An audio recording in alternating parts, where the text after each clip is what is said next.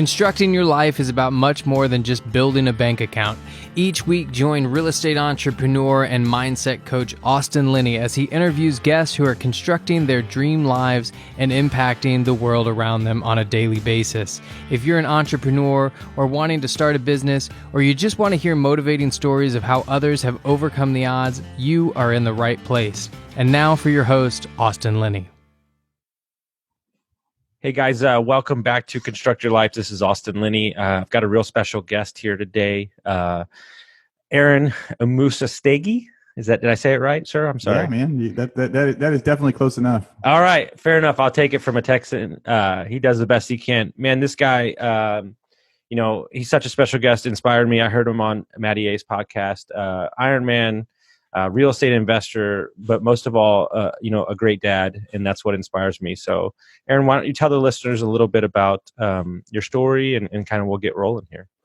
If I'm really on my game, I'm a husband and a father of four, and so I want to be able to lead with that. I need to remind myself that's my most important thing, because it's not always. It's hard to balance life. So I'm a husband, father of four. My kids are 12, 10, and 9. I've got 3 girls, and I have a son that's 4 named Brax. And so that has been the wild change in our lifestyle. So as Austin said, I invest in real estate. I buy and sell real estate. I've had a lot of different businesses and different things.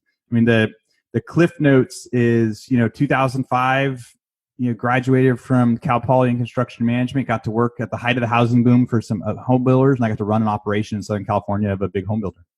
Everything's awesome, getting paid a lot of money. We're golfing 2 or 3 days a week. Housing market crashed, and we were trying to figure out what to do. The company had to lay off 75 people. There was 5 of us left. We moved from beautiful Santa Barbara up to Sacramento, where the home builder had some bad projects left. In Santa Barbara, we didn't really know what was happening. And we started trying to find and do a bunch of different businesses. Instead of golfing a few days a week, we had to go back to doing hard labor and construction. I had to, with those business partners, figure out how we could do these bank workouts so they didn't have to file bankruptcy. And they worked out all these different things. And then somewhere, middle of 2009, we discovered buying foreclosures on the courthouse steps. It was a new thing. Nobody was doing it. There were 2 or 3 people doing it. There weren't classes. So we had to teach ourselves how to do it. August of 2009, my second daughter, she was staring in the bed in the NICU. I was like, wow, I did this to my family. At that time, we had taken big pay cuts. We were working around the clock. My wife was a waitress at the casino, working nights at the casino. I was working during the day. And so when I saw that my baby was born early because my wife was a waitress, I was like, this is my fault. But that was also my September 2009. That was also my moment. I said, I'm going to quit my job. I'm going to try to go all in on this new business. There were a lot of ups and downs with that business, but just to really speed it up, we went from doing a couple houses to getting to do a lot of houses, to getting investors, hedge funds. We flipped 1,000 houses and scaled that. And around 2012, 2013, if you would have thought everything was amazing. We were making $100,000 a month. My wife was my broker. Our businesses were just crushing it. And this company came in and said, hey, we're going to get into this, single family rental industry. We want to buy your company. We want you to come help run it for us. And we were too cocky to even know what that was. We had a front row seat of what was going to happen. I'm like, you're not going to put us out of business. I don't want to go get another job. We're making this much a month just on our commissions. And the long story short is they put us out of business. At the same time, my marriage was falling apart because my wife and I were focused too much on ego and competing with each other in business. And hey, we're making so much money. And we were having nannies raise our kids. So we weren't really being parents. We weren't even being spouses. We weren't being loving people. We weren't trusting God. We had got super cocky, and all that came crashing down, and we lost it all. So 2012, 2013, lost over $1 million in cash. I had these giant businesses, company trucks, employees, and all of a sudden down to nothing. And after flipping 1,000 houses, I was like, whoa. That helped us recenter and do a few things. We got a new focus that family was first. We learned from our mistakes. For a long time, we prayed and said, man, if we ever get another chance at this, we're going to totally do it different next time. Somewhere in that crash, my wife and I found God again. We figured out how to be good spouses and good family members and things like that. And then 2015, we got that new second chance. Started coming out to Texas, where no one was going to courthouse step auctions at the time. That was my specialty. I was able to start flying out here once a month. And from there, and a lot of that is that's the Cliff Notes. Now we have a few hundred houses as rentals. We buy a bunch of houses every month. We get to fix them and flip them and rent them.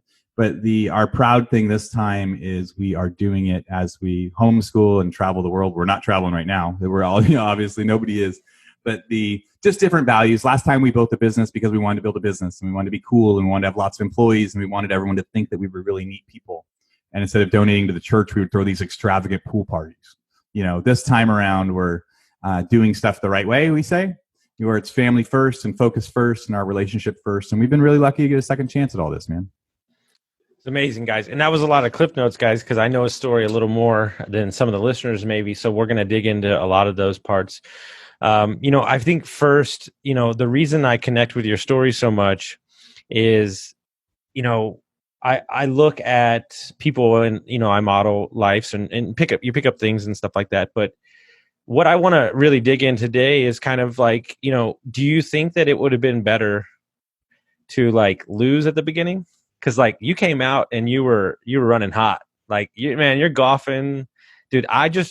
Santa Barbara's amazing. So, I mean, right. Life is good. I mean, you're looking at it and like, we're dealing with an economic shift as we sit here today having this interview. So, I'm kind of trying to add value to the listeners and saying, how do you, like, you're not mad that you went great, but like, what did you learn from like riding so high for so long and then it coming down?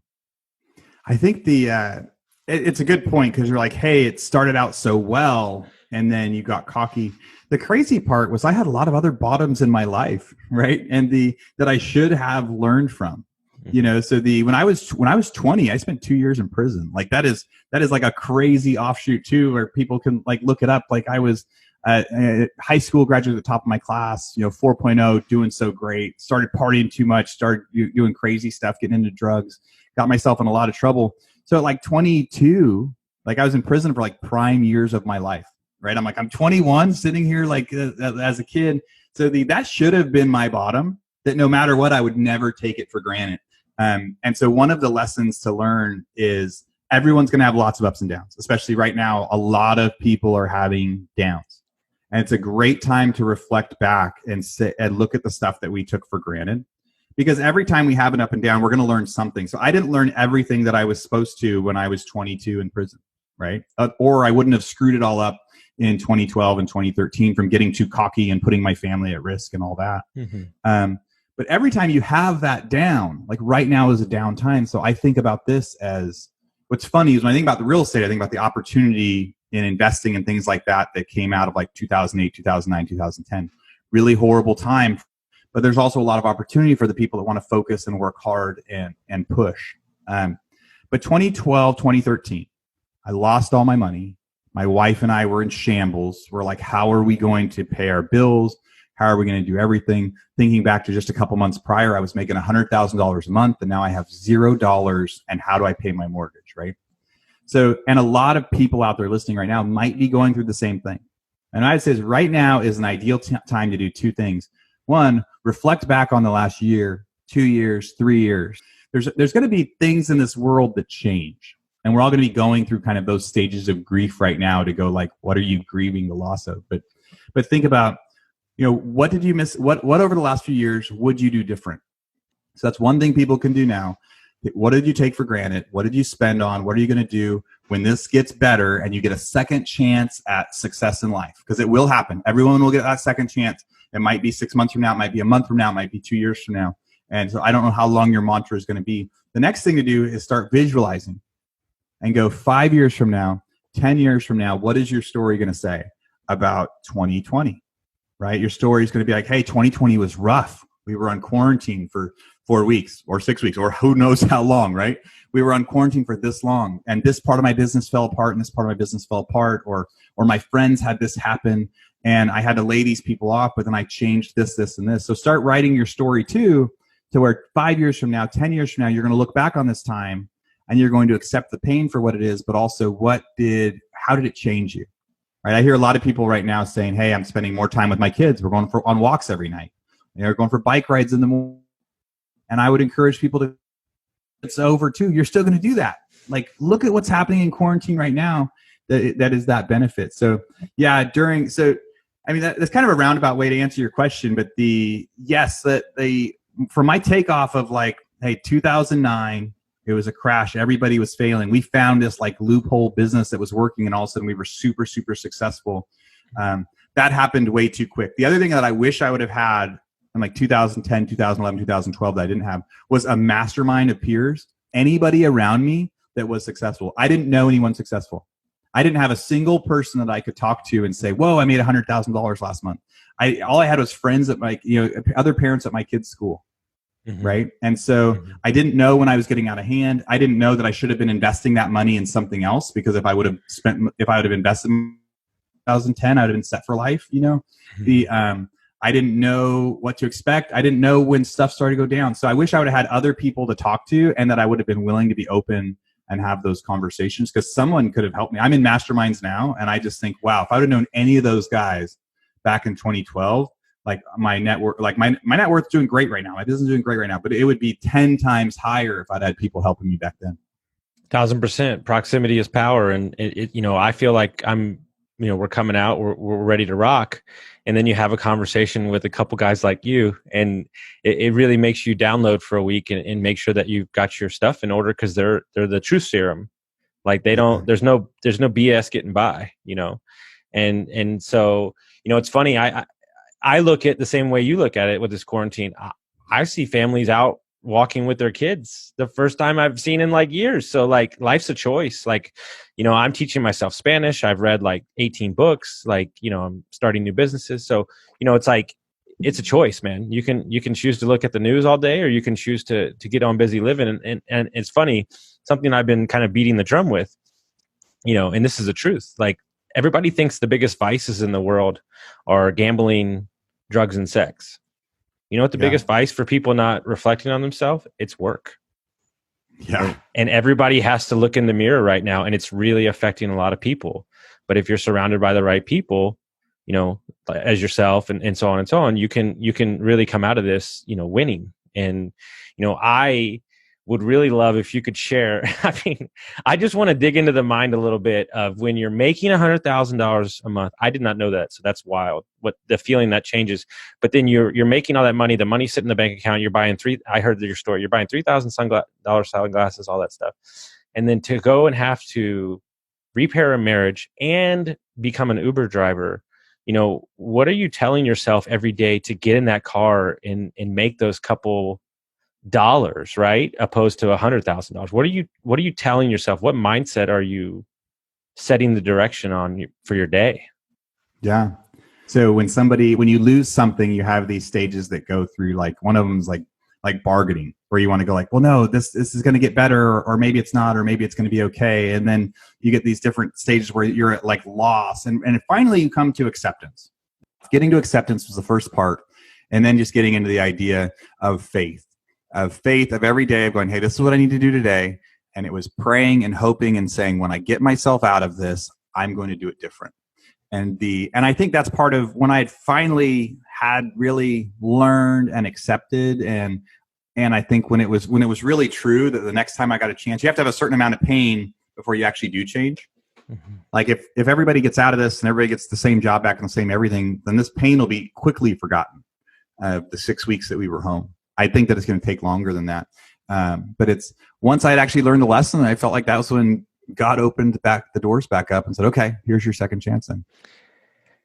It's almost like you had to go down that road and feel that pain. And that's deep pain. You have kids, you have a wife that you're watching in front of you to be able to have the impact that you're having currently. Right. And you're not the first person I've met that has built these big businesses and woke up one day and go, you know what, this is ridiculous. And you're trying to keep this, it's hard to explain, but you're trying to keep this like ball rolling because you're employing all these people and you want everything. But what I feel like now is like through those trials and tribulations, through jail, through losing and everything, I feel like your life is a lot more set from intentions, right? And then goals. Like that's what I admire about how, Maddie and all you guys, how you have these huge businesses, but you're still a father first. Right. And I'm sure that's a delicate balance when like real estate is hot and cold. Right. So when it's hot, you want to throw the throttle down, but you've made an intention that you're going to be, a loving husband and a father. So talk about how you set those parameters and those, I guess, boundaries would be is that having a great team. I heard an interview. Did you say that you sometimes don't answer your emails and like you make your team like figure it out? Yeah. So that's part of that kind of 4-hour work week mentality thing too. It's realizing there's no there's no true emergencies out there. I mean, I have literally had houses burned down that I own, and it didn't matter when I got that phone call. And people are in that mindset of like, I can't turn off my phone, I can't turn off my email because people need me right now. But I try to encourage you, like, hey, everyone's been on a plane with no internet, and you were on that plane for 5 hours and nothing, and you got through it. So like 6-8 hours a day. That's why I like to do my emails before like 9 a.m. and then just turn it off. Because then if you sit there watching your email, waiting for one to come in, your day's just you're not going to get anything done. Especially if you start at like 7 in the morning, 6, 7 in the morning when everybody else is asleep, you're going to reply to all your stuff and then just turn it back off. And then to learn how to handle it. Or worst case, you put on your autoresponder, hey, I'll be back tomorrow at 7 a.m. if you need me. It's kind of like it's always a vacation email. And that helps you focus on multiple businesses. Like that's how somebody could actually have a lot of different businesses and then also appreciate and get to live the life that they are trying to live with their family. Part of the stuff that happened, right, was we thought back, whoa, you've heard the story, right? I had a bunch of like sunglasses that I paid $3,000 for, like totally stupid, right? Like these stupid things that when we had so much money and no guidance and no mentors, we weren't doing the right stuff, right? And so then you look back on, and during that time of when you hit down, like a lot of people are down right now, I went, man, I wish I would have not done that. I spent all this money on things, and then at the end of the day, I didn't have that. Why didn't we go? Like my wife had always been begging me to travel, and I had this crazy fear of flying. So I'm like, no, I'm not going to go anywhere. We're not going to do anything. And one of those lessons that we learned that kind of changed with that is like, wow, our family is so much more important than what it was. We wasted on all these like superficial things trying to like create friendships. If we get another chance, it's going to be experiences over things. And if my wife stays married to me through this, I'm going to give her all that stuff that she wanted. And so it was like a couple of years after that, right? We got our passports in January, and by the end of that year, we had gone to like 13 different countries. And part of that was my dad had also died, like right around that same time, and he died with money in the bank and all these things he was going to do that he didn't get to. So that helped reshape our idea too. So we came out and said, hey, if we ever get another chance, we're going to do this, and this right, and then we're going to not take life for granted. And so we spent the last several years like traveling 2 to 3 weeks a month with our kids, homeschooling them. We pulled them out of school so we could do all this, to have all these different experiences to really make the most out of life. And one of the things that we would tell ourselves is like, life is short. Like I may die tomorrow. There may be all these different things. So let's do it now while we can, because money comes and goes, but experiences, those memories stay forever. That was the one thing that we knew in those bottoms, the things that like the trips that we did do and go on were the only things that we didn't regret. That was the only stuff when we hit our bottom and we were broke again. We weren't like, man, we were thinking back to like these 4th of Julys where we had my dad and my mom come down and all these big events. We're like, man, we didn't regret that stuff. We didn't regret the family experiences. We regretted the sunglasses. And so now we came out of that, and we started traveling more and more, going all over the place. And I tell you what, that last week, my wife looked at me and said, this was really the whole point of it. Our hope with it is, my wife said, God, I sure am glad that the last few years we did all that stuff. Because now anytime we want to go to, like we'd been to Haiti several times. Well, now we can't go to Haiti because Haiti is in a bunch of political unrest right now and they won't let Americans in. That was before coronavirus. And so it's like, do the things now. So when these doors open up and people are allowed to get out again and do stuff, I would say do all the things that are on your list. Like don't have a bucket list and say someday. We do one thing every month that's on our someday list. And because life is short and you never know. And that really came from the lesson of losing my dad and being broke at the same time. So as we came out of it, we've just done so much the last few years. And now we're looking back and going, we're so glad we said yes to this, and this, because that might be gone forever. That might be one of those things some of that stuff is the stuff that we're mourning now. But it's very intentional. My wife and I sit, once a month, once every couple months, look at our calendar, look at our schedule. What do people want? My daughter really liked Broadway, so we were scheduling that. Who in the family wants what? Let's do these trips. Let's do these things. But it's been our mantra of that experiences over things. And then through that too, we've done things like you talked about learning Spanish and stuff while you're off. We did an Ironman. My wife ended up doing one with me a year later after seeing that experience. And those were just some things that I would have never done before. I went from being afraid of flying to being executive platinum status on American Airlines. I fly over 100,000 miles a year. I go to lots of countries every year. It's been all over the place in Africa and Dubai and Japan and all these fun places. And we take our family there too. So, being really intentional of the things that I was never going to do, we do them now. And even the things like the Ironman, I was not a healthy guy. I was never going to do that. Part of that again is the mastermind groups that help hold me accountable and encourage me to do stuff too. Yeah, guys, this interview is officially mine now. I don't care if y'all are listening or not. I'm just kidding. But no, everything you said made my heart sing. And that's what I've been preaching for a long time. I spent my whole life sacrificing. And, in the last 2 days, I've crossed off things on my bucket list that have been there for 37 years. And it's like the heart just sings. And it's like, and that's what I've been preaching to everybody. It's experiences over things. I do not care about cars. Don't get me wrong. I like to drive a nice one every now and then, but I'll just rent it. I don't need to buy it.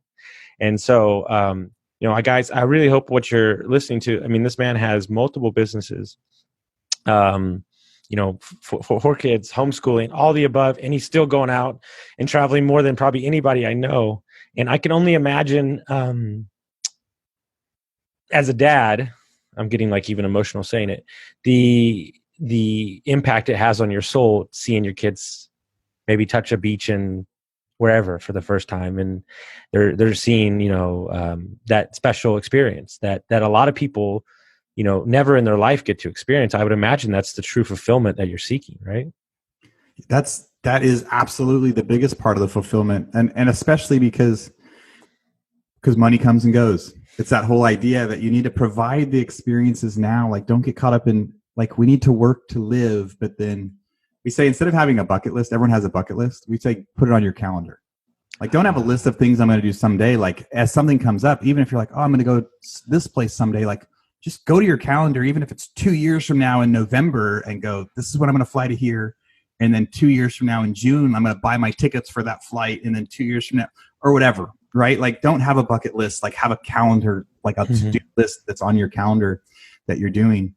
And then, it's all like getting to see our kids light up in different ways. And all of us as a family, because right now we have all of those memories. So let's say my business has crashed again. Let's say I get my house foreclosed. Let's say I lose all this stuff. We get to go like, whoa, those few years though, that we really did it all. Because what we learned in like the 2009 to 2012 run is businesses were really successful, but we didn't go spend it right. And when we lost it all anyway. So then it was like doing it now. So now they have all those memories, getting to see them do this stuff, getting to see my kids interact with other kids in Haiti, right? The kids that don't have shoes and live in houses made of cardboard, and our kids are just playing with them, hanging out in their houses and helping them fill up their water buckets and stuff like that. You get to see like these true human connections, and then that experience, like, we're never going to regret it. Right? The experiences are things that you're never going to regret. And I bet everyone right now listening can think back to an experience that they've had in the last couple of years that they like stretched themselves a little, they spent a little bit of money on, and they're saying, I'm never going to regret that. Like, they don't regret that right now. I bet the stuff that people are regretting right now is taking for granted their favorite restaurant, or the last time they were there, they were somewhere they didn't actually appreciate it, or that last time they did this trip. We're going to regret that, not appreciating the stuff. We're not going to regret the experiences that we created. 1,000%. And one of the main stories that I love the most, and I want to stick with her for a minute, because I think your wife's really the backbone of this operation for sure.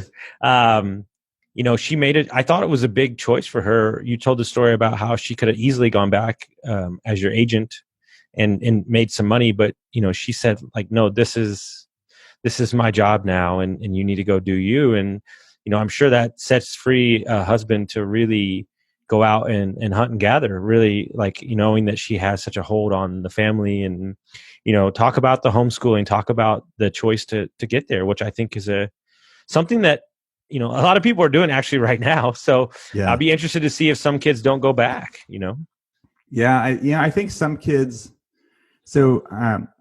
my wife and I, we have a book called The 5-Hour School Week.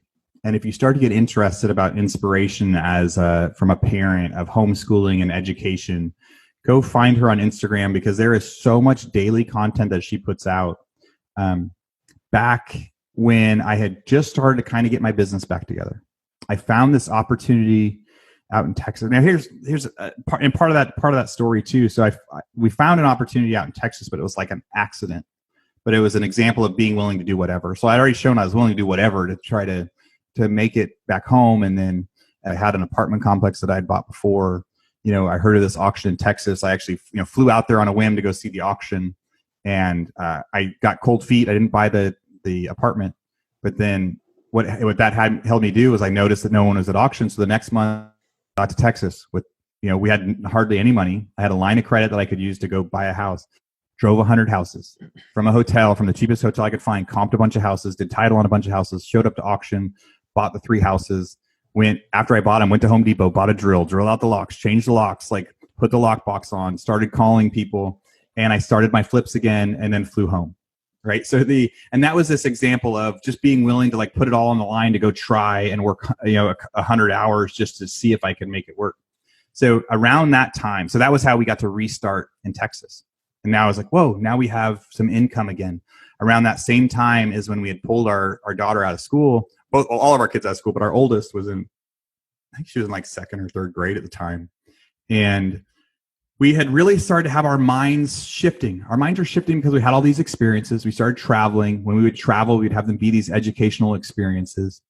And we had this kind of accidental education experience happen. So we had, in one of those times, of experiences over things that we were just now starting to do, but our kids were still going to school. We went to Yosemite for a week.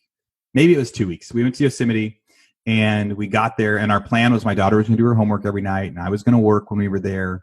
And we got there, and we had no internet, no cell service. You're in Yosemite. So for like a day or half a day, you feel naked, right? So then, and my daughter had forgot to bring her homework. So there's like a day of like, oh no. And then we finally went, all right, well, we're here. So nothing we can do about it. Let's just live. And so every day we went on amazing hikes with the kids and went on these ranger talks where they learned all about like glaciation and everything inside, so every day they were like learning and having fun. And we're going on these hikes and bike rides and having this amazing family experience that we'll never forget. We got home on that Sunday, and I could see the stress in my 2nd grader start to be like, oh, wait, I'm not ready for school. And she was already stressed. She was like reading at a 5th grade level at that. And there was so much pressure. There's a lot of pressure in school right now. And a lot of parents are seeing that. There's a lot of pressure in school right now to be better. I want my kid to read 2 grades ahead. I can't take my foot off the gas. They need to be a 4.0 plus if they're going to get into college someday and they're 6. Like people are pushing so hard. We got home on that Sunday, and my daughter was like so stressed. I'm like, well, here's your homework. Let's just sit down and try to do it. While mom cooks dinner, let's just focus. And that's that 4-hour work week type focus, right? Where you get rid of all distractions and you help and you knock it out. So over the next couple hours, she did all of her homework from that whole week, right? And she couldn't believe it. She was like, we're done. In that, I taught her long division, right? And it was like, that was a fun thing of hers. And I had been a teacher in some other past lives of different things I had done. So it was, so it worked out really well.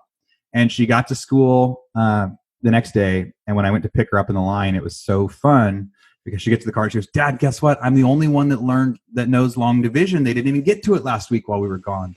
And so that was our first example of, we had this week long, it's like a week or 2 in Yosemite, where we got to just live life with each other as a family and come back. She did all of her homework in 2 hours. And so it was like a whole week worth of school in 2 hours. And she learned more than her classmates did, as far as the actual like educational material stuff.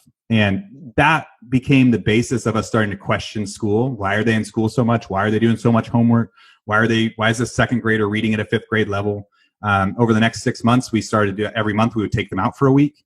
We would just leave the homework at home. We'd leave my business at home, and then we'd come back, and on Sunday we'd do the homework and she'd go back to school. And we started to do this. And then come about 6 months later, we finally decided to pull the trigger the rest of the way and said, hey, look, we don't even want to drop them off at school because we know that they're not going to get the same experience as us. School is perfect for a lot of people. For us, it just wasn't anymore. For us, we had more things we wanted to do in life. We had these experiences we wanted to do, and we wanted them to learn this real life education. So there's a lot of things that we disagree with education, but that was, we finally got to the point where we started pulling them out of school, doing all these different things, and we're really intentional. 3 weeks a month going to parties. But back to the question that you asked about, you said, like, what about your wife? So at that point, she had really taken the role as taking care of the family. part of the reason I was able to succeed in Texas, though, that first time is she'd gotten to the point where she's like, hey, our family is back together.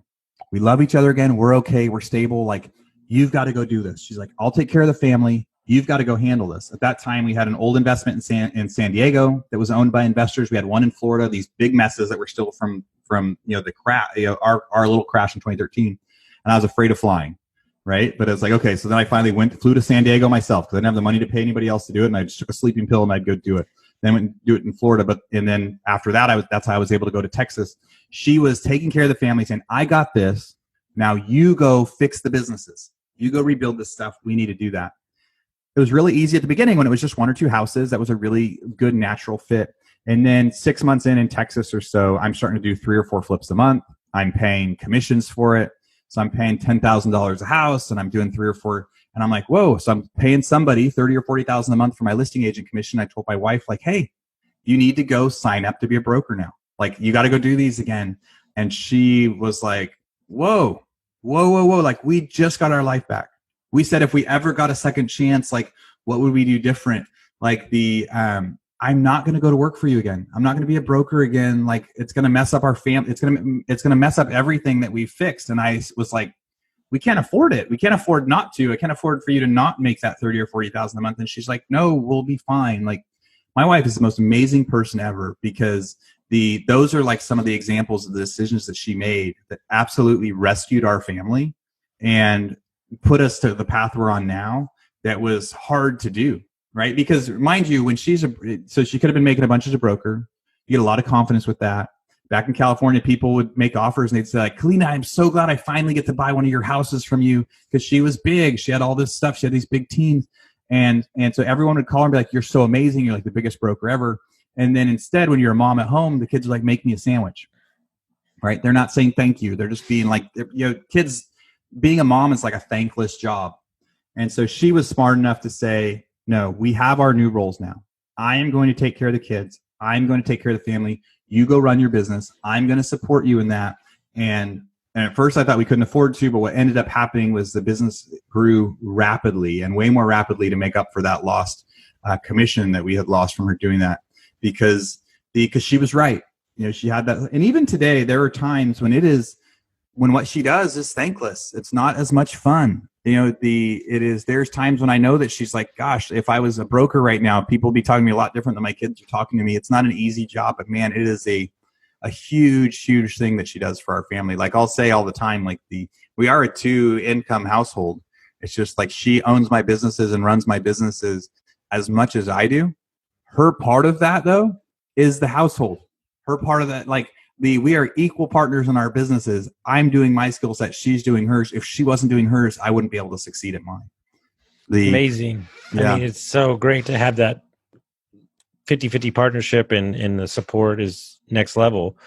But something I think was interesting that affects a lot of people is a lot of people move their life on external, voices from society or school or neighborhood. You live in a affluent. I know where your house is in California. You live in an affluent neighborhood. I would imagine there was a little pushback from friends, family, people in the community when you just yanked your kids out of school. Like, oh yeah, there was pushback. There was pushback from a lot of different places with that. If you read our book, we talk about, we had like friends wanting to do interventions on us. We had a cousin call me, probably like 6 months later and be like, whoa, at first what you were doing we thought was pretty crazy, but now we're actually seeing it. Now we're impressed. I want you to know we're supporting it now. And there's all this different stuff, because there's a couple different things. Like, you're also like kicking the norm. So if you're saying like, hey, I'm pulling my kids out of school because I think that they will be better off with us going to do these experiences instead, with us teaching them what we think is important that they don't actually teach kids in school, like the value of money and healthy risk taking. There's a list of things that kids don't learn in school that they need in life.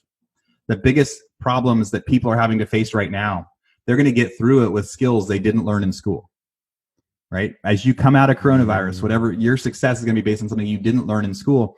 So we want to fast track our kids to learning that stuff and less important about the stuff that they learned in school. But whenever you're doing something like that, people question it. Everyone's very self-centered. So then they think you're doing it because of them. they think that you're saying the way they do it is wrong. I'm not saying the way anybody else does it is wrong. For us, this is the way that we choose to do it. I think the people that have their kids go to the same school, we loved the school they were going to. It just wasn't the best fit for us anymore. But yeah, a lot of people, there's a saying out there that's like, don't give credit to people in the cheap seats, right? So if somebody is in the cheap seats of your life, now if somebody's showing up every day and they're a part of it and they're a part of your life and they love you and they're supporting you through your ups and downs, and they say, hey, Aaron, I think you should really think about what you're doing here. I need to consider it. I need to make that important. But if somebody is in my life and they're a social media follower, an Instagram follower, and they're there for part of it, and the cheap seats, people that aren't actually showing up unless they're showing up to tell you what you're doing wrong, like those are the people that you shouldn't care what they say. Now that's hard because as society we want to do stuff based on their own, but don't listen to people in the cheap seats. The people that aren't a big part of your life, influencing your life, they don't have a right to say anything. And it's a lot of times that is family, that is various levels of family. Because a lot of families are, some are very supportive and very interactive, and others, they don't chat all the time. And so you'd get questions from that. Other parents at the kids' school. There are a few of those parents that I am really close friends with, and I care about their opinions.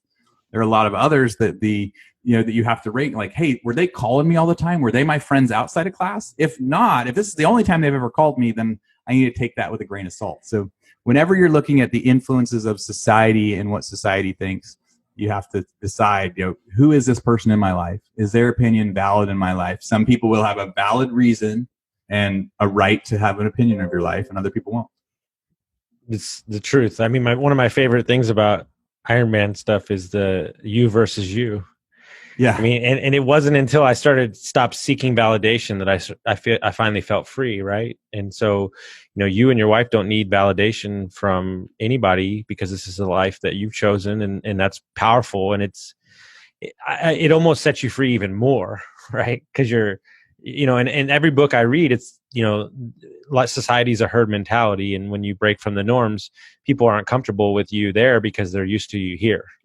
And when they're used to you here, that makes their life comfortable. But the moment that you try to do better or succeed, or, I was an alcoholic, right? So, the moment I stopped drinking, everybody's used to drunk Austin, right? And I've been sober. Absolutely. Yeah. And so like, I'm dealing with that, right? And so you're not only am I trying to get sober and better my life and totally turn around my life, people are like, what the fuck, dude? You don't want to go drink? And I'm like, and they want to bring you back down. Like 100%. I was that partier too. Like when I went to prison, it was because I was that kid that partied and did too many drugs and everything.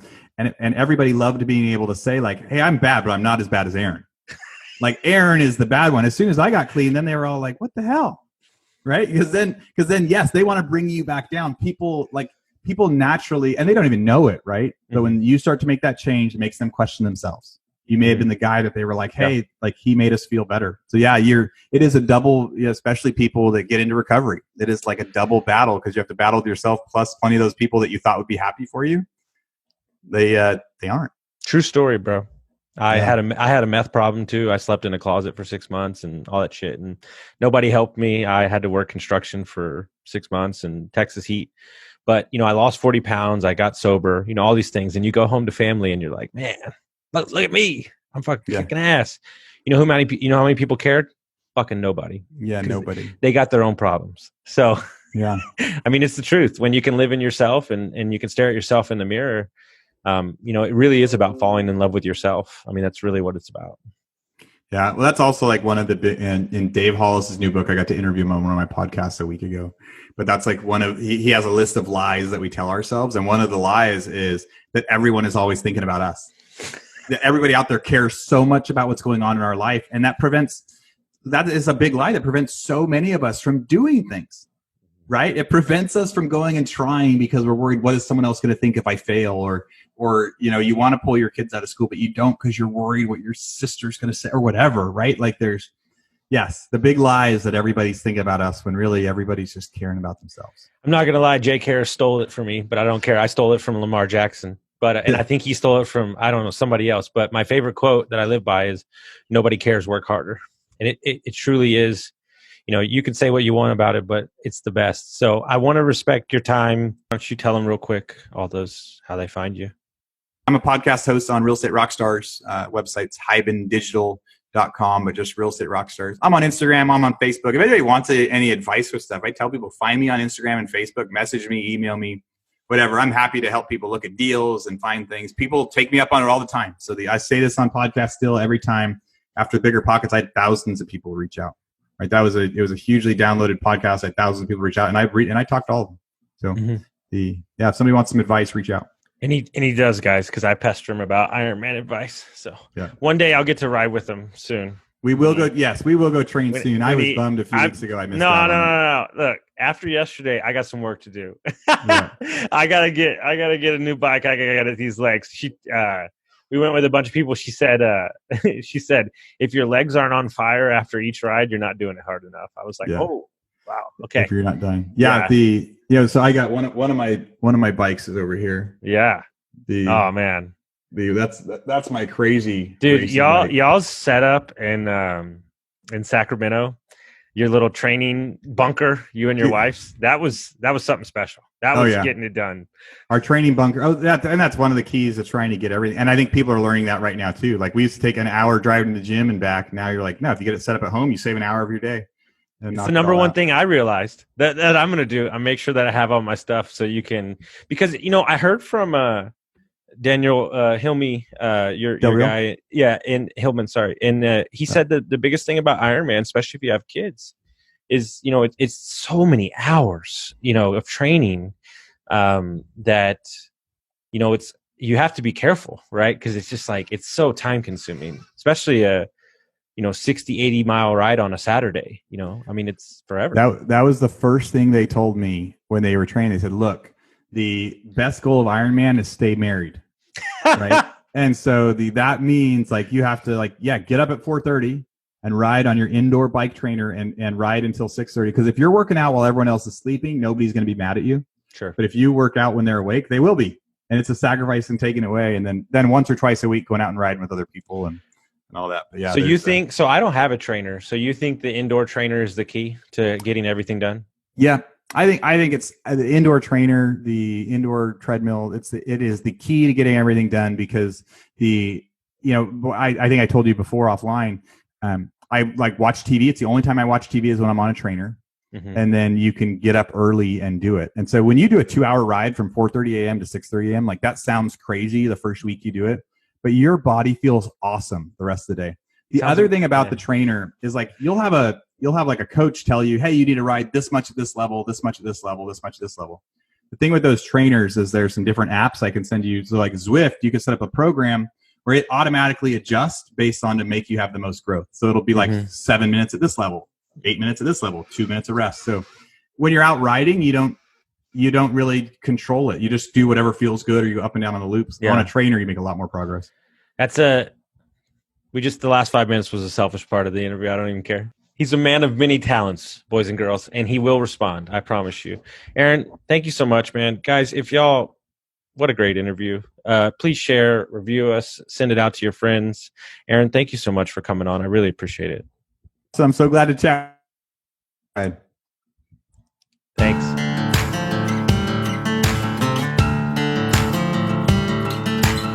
Thank you for listening to Construct Your Life with Austin Linney. If you enjoyed this episode, be sure to rate, review, subscribe, and pay it forward by sharing with a friend. Most importantly, take this opportunity to start constructing your life by taking immediate action on what you learned. For show notes, resources, and more information on one-on-one coaching with Austin, visit constructyourlifepodcast.com.